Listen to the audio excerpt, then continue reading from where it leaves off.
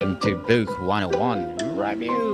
Book 101 is all about the books that I read for the last 40 years. And today I have my special guest.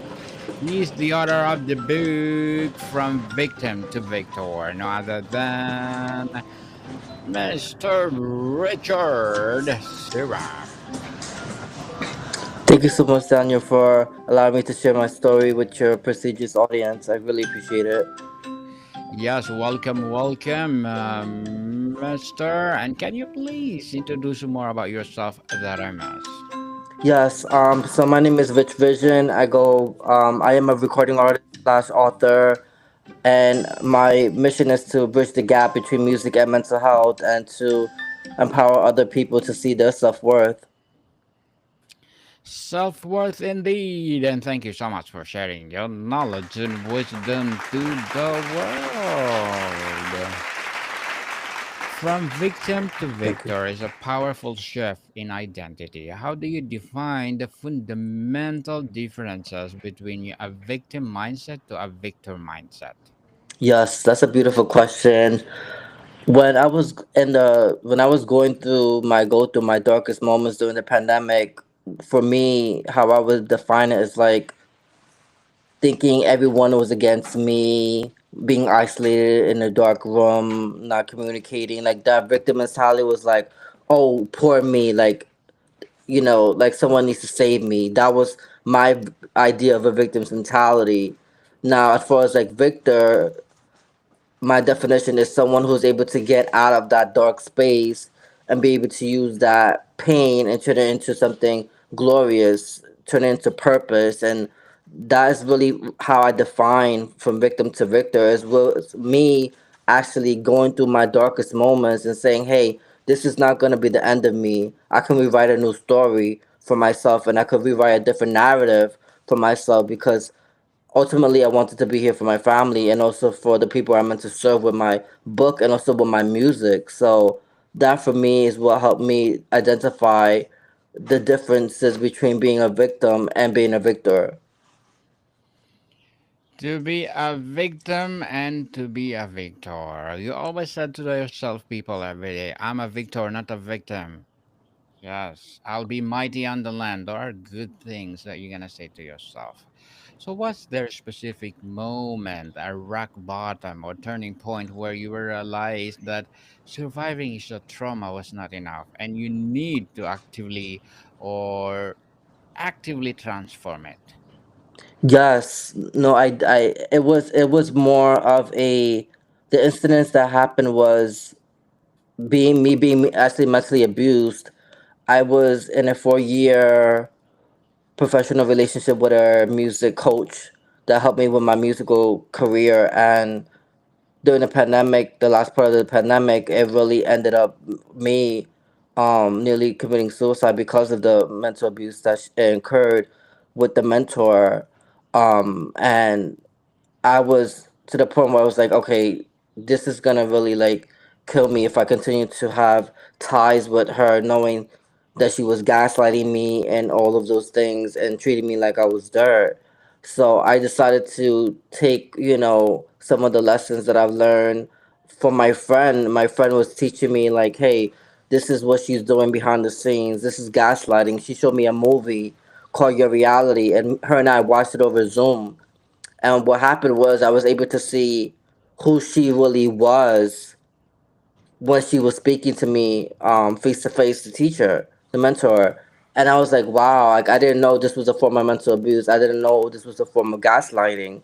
And all those things that I've learned was maybe able to say like, hey, like when she said, oh, to grow up here, or when she said to me, oh, um, why am I calling her at 3 a.m. in the morning? I should have texted her. That's unprofessional. Like all those different things that made me feel less than when I was hurting.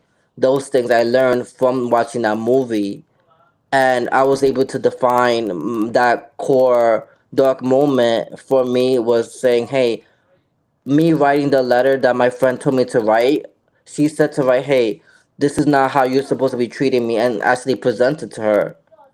And when I did, I was like taken back because I'm like, I don't want to. like reveal like this to her, because like I respect her. I don't want her to see me as a different person, like as a person who's like against her. But if I didn't for my own sanity, like I wouldn't even be here to share the story, because I was so traumatized by this mental abuse. And I was able to share that with her, even though she gave me a lot of pushback.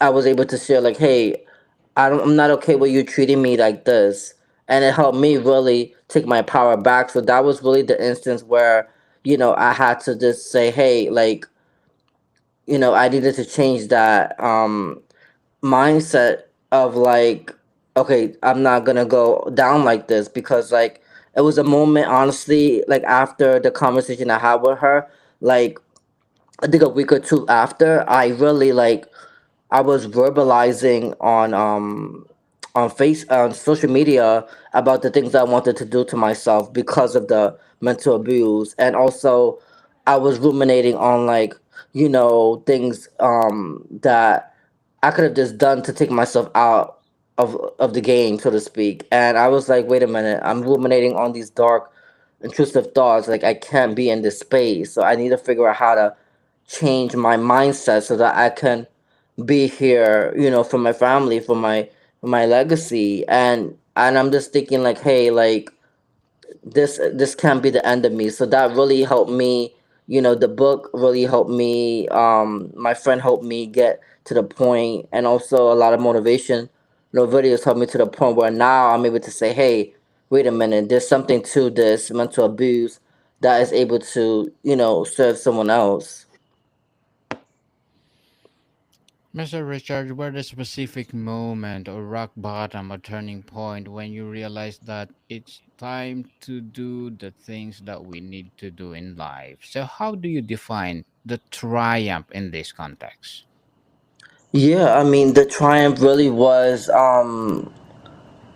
me just getting out of that situation. Like that for me was victory. Me saying that, hey, you're not gonna treat me this way. Like that was for me taking away or taking my power back from her, and it was a way to define my self-worth, really almost what felt like the first time. And I was able to fast track my healing journey because I went through all those steps mentally, where I was reading the books, I was diving into the videos on narcissism abuse and narcissistic abuse. And I was able to be triumphant because I started to put those tools in motion. I started to read the book, and I also started to journal of like what would it be like to actually be living with the mentality versus the victim's mentality. Yes, I'm a victor, not a victim, people. And for someone listening who feels stuck in their trauma, what is the first, smallest step they can take today to start moving forward towards healing? I think the first key is self-awareness, knowing that, hey, I feel victimized, and being a victim isn't a bad thing. I think there's so many people, at least for me, that think like I thought like being a victim was such a horrible thing. Like I didn't even want to share that incident with people because I didn't really think people were going to believe me that I was mentally abused. And it also bruised my ego because it would mean that it's shedding a vulnerable part of myself that I didn't want to share. And when I was self aware of like, hey, this is my reality, I was able to get the help I deserved. I was able to say to a friend, hey, this is what I'm going through. Can you just, hold space for me? Because I couldn't hold space for myself. And I had like two people in my life who were in that same music program that I was in for about a couple 3 years. I think like 3 4 years ago now. That really helped me to navigate that dark space because I didn't feel alone. So for me, it's definitely self awareness is like really the first key, and then the second key is to actually get the help and say, "Hey, I'm not okay.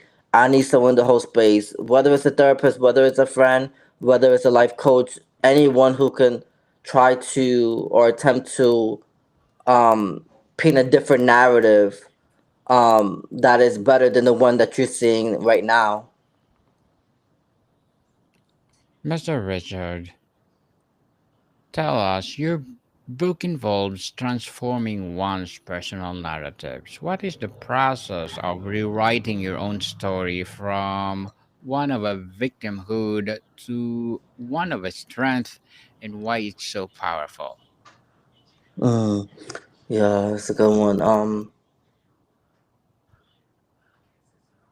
I I think for me, was one of the steps was just really actually physically like writing it out. Like, I'm not a victim. Like, it really, a lot of the things that I do now really help my mindset because, like, for me, writing was my escape from the mental abuse. And I also know that for me, physically writing those things, it really affirmed who I was and who I wasn't. And I think there's so much power in re actually physically writing something, saying, I am enough or I am a victor, I'm not a victim. Like that for me helped me to realize that, I always had the power within myself. I just needed to. It was just in a sense buried under the darkness. So for me, definitely, rewriting a different story. Another one is actually getting into a positive vibe, like putting positive stuff around me, reading positive books, and all of that was really what helped to change my mindset and my psyche. Definitely mindset, people. And the path is not linear. How do you Yeah. counsel people to deal with inevitable bad days or triggers without feeling like they are failed or lost all their progress?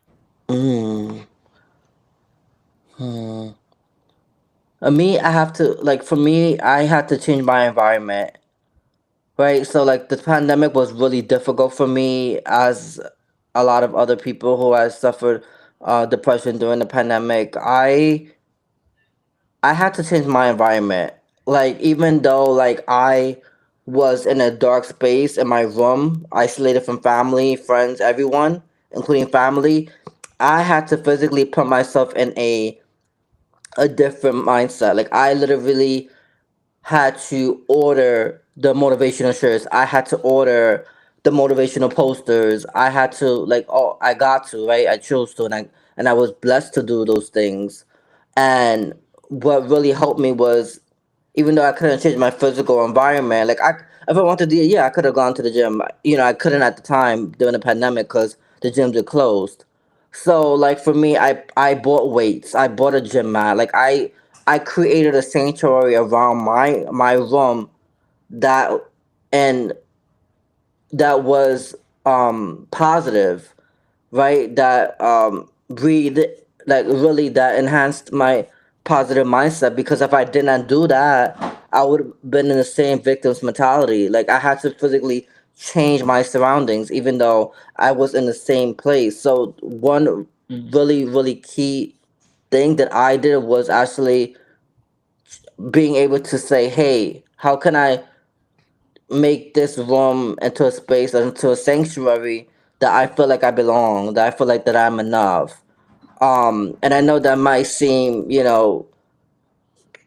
maybe trivial to some if they're not, into like that positive over, but I think for me it's important to shift that because there's a lot of negative in the world, especially on social media. And for me, I noticed that from writing stuff that's positive and reaffirming that, putting sticky notes on my door or on my computer, like all those things that I did really helped me. Like it really was my breakthrough. So definitely, if you can't physically, and I will say, if you could change your environment, go outside for a walk, journal, like those are things that help me. Going to the gym, I'm a big gym fanatic. That is my escape. I go 4 times a week. I have to physically move my body. Like I was moving my body during the pandemic, even though I couldn't go physically to the gym. Like I found ways around it that helped me get out of my head. Like journaling helped me get out of my head. Like listening to positive music helped me get out of my head and into my heart. So I hope that is something that, if you're listening, I hope that is something that would help you get through your darkest days. Interesting, Mr. Richard. And how does overcoming personal trauma often lead to a desire to serve others? Can you share a story of how this has manifested for you or someone you work with? Yes, honestly, the trauma that I went through, especially with cyberbullying and mental abuse, all of that turned into a beautiful book that's helping and impacting many lives. Like I never knew that I was able to turn something that was so literally life, um, pretty much,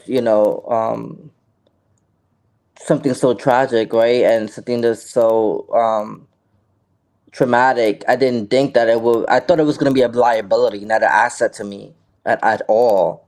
And I found that me getting into the writing mode of like actually putting the book together and actually publishing the book, like it helped me realize that like, yeah, I could turn pain into purpose.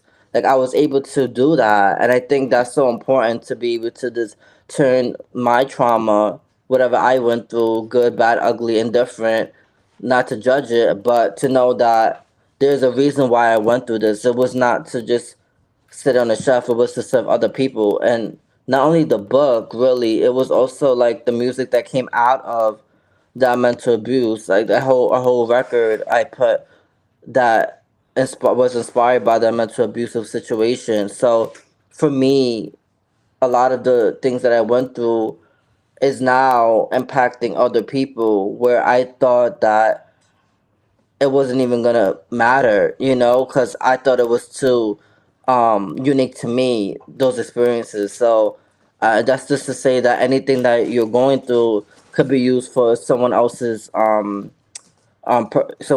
purpose and someone else's darkest time. Like it can be their go through or biggest breakthrough. If you could have every reader finish your book with one core message or feeling, what would it be? Um, I wanted, wow. I just wanted to give them hope. Really, I wanted them to be hopeful that they have a future and they have worth within themselves, and that's hoping. And if I can add another one, worthy, right? Because I wrote the book in hopes that someone could feel worthy to be alive. Because even in the book, there's also hotline numbers and resources that I felt like would be helpful for those who are struggling with mental health. And because I know like I needed those resources when I was struggling, and I needed therapy, and I needed people to come help me you know figure this stuff out, because I know like within my own vices, so to speak, I would have been stuck in a rut, so to speak, and not be able to get out of that dark space. So definitely hopeful and worthy. Hmm.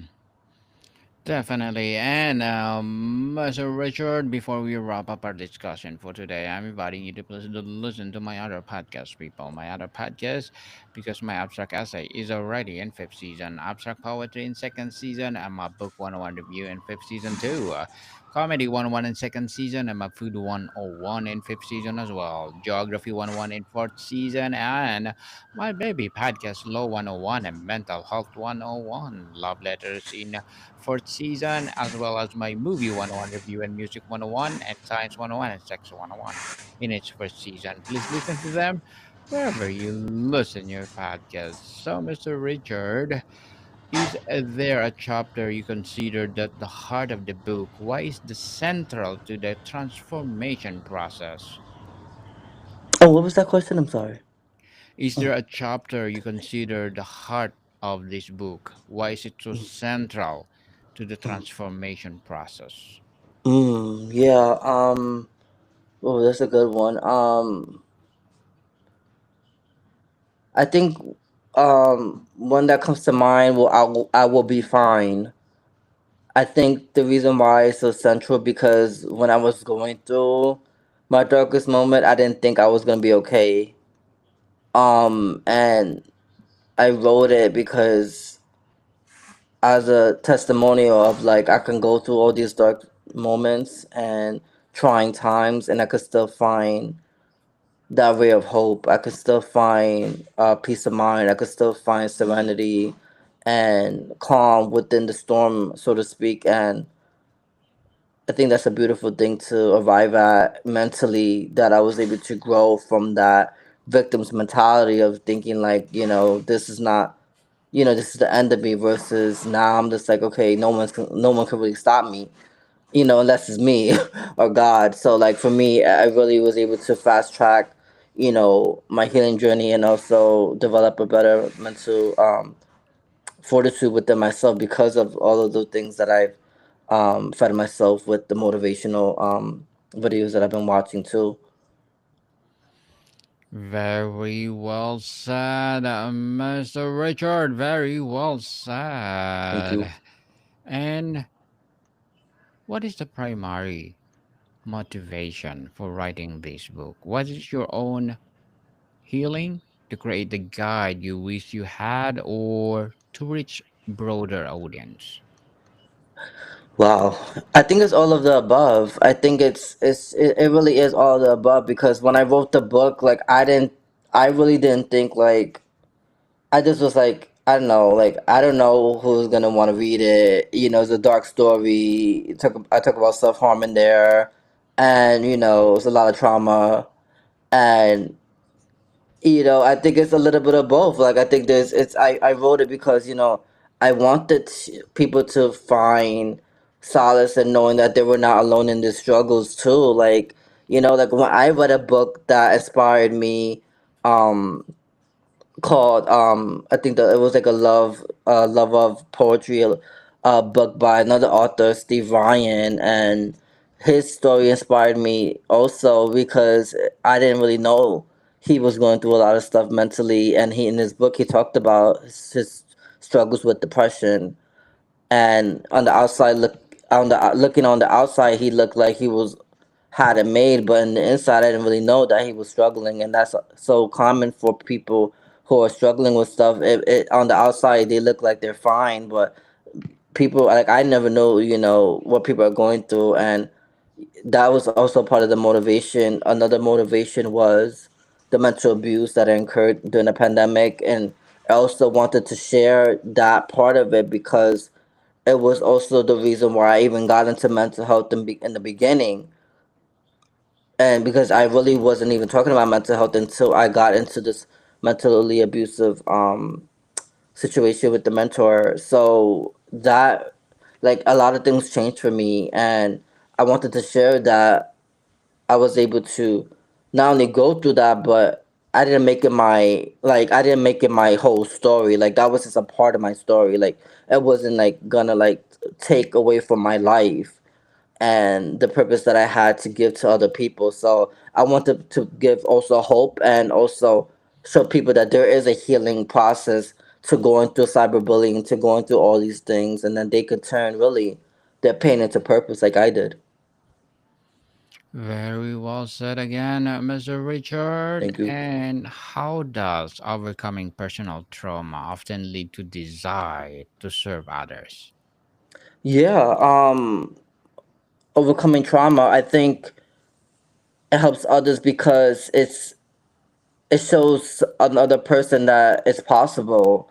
Like when I hear someone's story, like I read the book You Owe You by Eric Thomas. I read it twice. I'm actually wearing his shirt right now, and that book really did something. And his story really helped me realize that there is purpose and I'm here for a reason, and that like his circumstances didn't really have to, didn't really, yeah, it did define him at one point, but it wasn't defining how he chose to live his life, going forward. Like he's very successful, right, despite all of his challenges and his upbringing. And I think when it comes to trauma, um, at least for me, I didn't know that it could help another person, especially with their darkest moments. Like I was a while back, I put out a YouTube video, and um, mind you, I don't even know what the video was. I just know I had it up on YouTube. I got a text from one of the guys in my that was visiting my church. I see a message on Facebook Messenger, and he said, you know, my YouTube saved his life, and I'm just like, and I was taken back because I was like, I didn't even know that I had anything, you know, that was, you know, because I didn't know I had capacity to be able to have that impact on people at the time. I didn't really know my value at the time, really, until he said that to me, you know, via message. So that really helped me realize that, like, hey, this is bigger than me. So I think when it comes to trauma, like, at least for me, I know, like, I start to look at it as of like, okay, how is this serving another person versus why am I going through this at this moment? Because it doesn't make sense at the moment.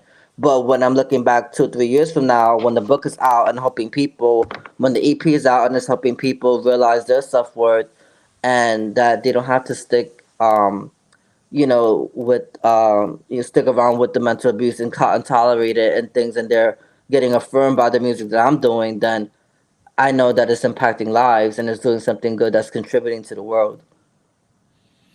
Mr. Richard, for someone who's skeptical that true transformation is possible for them, what would you say to argue them to open themselves up to possibility of becoming a victor?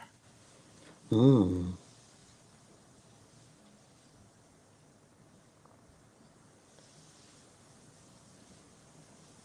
That's a good one. I think it's for me. It's just it goes back to the same thing as like knowing that there is it's gonna be someone else's lifeline. Like I think that for me helped me realize like, hey, you know, there's something in this, you know, being victorious, and this it's more than just me feeling good about myself. It's more than that. It's just like, no, like when I carry myself with a victor's mentality, it really starts to rub on other people and makes them actually feel like they're able to XYZ, like go forward with this healing journey. Because like one time I had a show like a couple months ago, and I I had performed three of my songs, and then a girl had went after me, and she had mentioned on the mic that like, oh, like I'm so glad that Rich mentioned about mental health in his music, and because like I didn't really feel like I've been in attuned with, you know, my own mental health. So like for me, that did something for my psyche to realize, okay, who, wow, I'm actually impacting other people by just putting myself out there and putting my message. So for me, it's just like knowing that someone else is living in a sense through whatever you're going through or you went through. I think for me would open someone up to want to be victorious in their life, because it just brings forth a lot of positive things and positive reinforcements. Very well said, Mr. Richard. Thank you. Very well said. And thank you so much for sharing your knowledge and wisdom to the Absolutely. world. So, can you please invite our listeners to support From Victim to Victor? Oh yes, thank you so much. I really appreciate your kind words. I would love for people to purchase my book on Amazon, From Victim to Victor, Transforming Trauma into Triumph, is under my name Richard Seeram, which is Seeram, like Mary. Or you can purchase it on my website, which is richbysion.com. And yes, I would love for you to have the book, and I would hope that it inspires you to feel worthy and know that you matter and that you're loved as you are, regardless of your sexuality, regardless of your darkest moments, that you're capable of doing anything that you desire, and you don't have to allow anyone to dictate your narrative, and you can rewrite your own story because you are enough. I am enough. That for sure. I'm a victor, not a victim. I'll be mighty on the land. Yes. Thank you, Mr. Victor. Yes, people, let's support Mr. Richard Sherman, because if you support support him for sure. More and more empowering Victor to become. So, Mr. Richard, thank you so much for your time. I appreciate you. Thank you so much for having me share my story with your audience. Monticon people, see you soon.